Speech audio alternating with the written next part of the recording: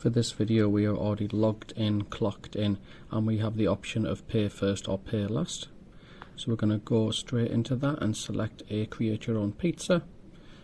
This has the price. You can add it straight down once the minimum selections have been created for that. So on the right hand side we have our preferences. I'll select a few on the create your own.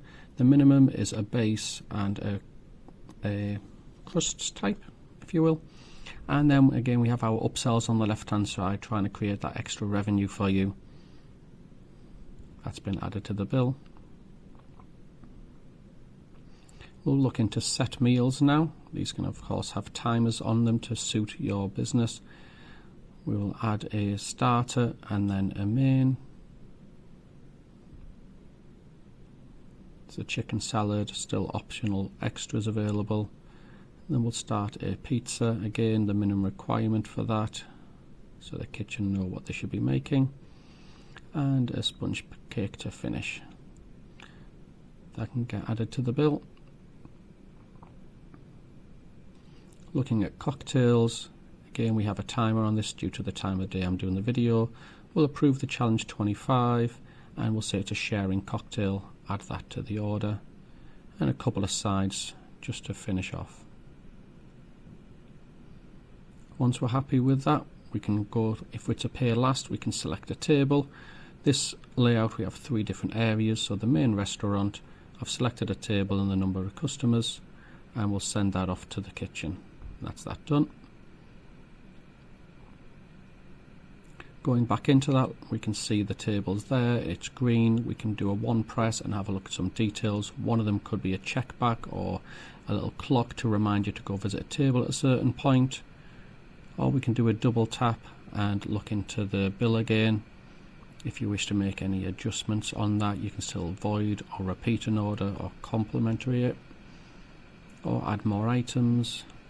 On the bottom bar here we have some features I'll touch on. One is the bill split. You would put in the number of people. Most EPoS does bill split, but not in this way. You can split individual items here, say someone's sharing a bottle of wine or a sharing item.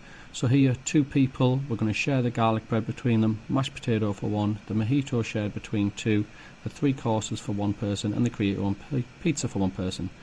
That could be quite difficult on a normal till system or pen and paper. With this create an individual bill as selected. I'll just cancel that because I don't need to pay it right now. Going to the bill payment, we can either pay cash, the exact amount, or type it in. It'll give us the option to round up, give to charity, record changes, tips, all of these options, adding service amounts. Invoice on the right hand side we'll go back to, and Spark Pay is just your normal card payment. On invoice, if you have the person's details like a business partner, schools, visitors, or part of the loyalty program, in this demo account I'm in here, so I'll search myself and load it up.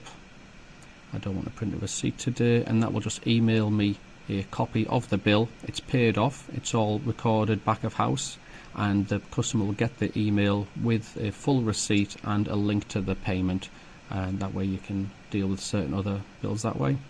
Gift vouchers can be printed from the bill, from the POS, sorry. We'll say this one's £25 and we'll pay cash. You can print it from the POS, bind it to a plastic physical card, or email it directly to the customer. For ease, convenience and cost, I'll print it directly from the terminal. I'll have a QR code slip there you could put into an envelope or attach it to a nice letterhead.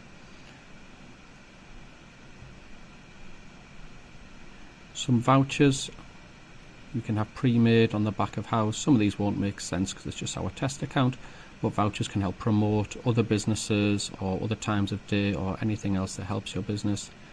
Cash in, cash out, opening floats, petty cash, all recorded by who's accessed done what, and can print out receipts that you can keep in the till.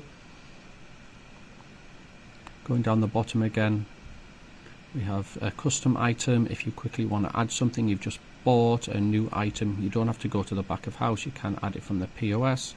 No sales should you need to open the cash drawer for any reason, again it's recorded. Fast menu is just your more preferential or your items you use a lot of.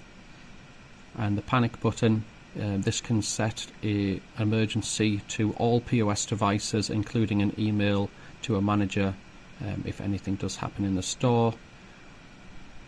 We have some memos we can print off, maybe for your internet or your social medias, that can be printed or scanned by your customers to help promote the business.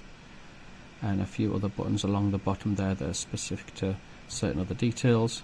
On the top left, we've got some settings we can go into. The red dots there to say I need to sync a bit of information. Transactions for the day, or any refunds, complimentary, or a search history I can look into, looking at the details of what's been ordered.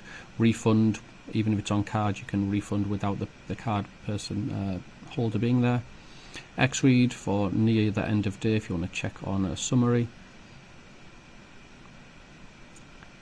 The actual end of day, either via terminal or the full back of house for the day. Summary report if you wish to look at actual items, the number of, say, pizzas or steaks sold during a particular period of time. Settings we'll come back to. And we'll go into customer lookup. This is our CRM. This is just a demo account, but we have lots of pretend people in our history. You can look at their details and blanket email promotions. I'm just going to search for myself under here. You can issue a NFC card, maybe part of your loyalty program, and QR codes could be printed directly from the till if someone wants to have that. Customer notes, anything good or bad about the visit, any requirements, their previous history, their loyalty points they've claimed and used, and any deposits they might have on their account to use towards future visits.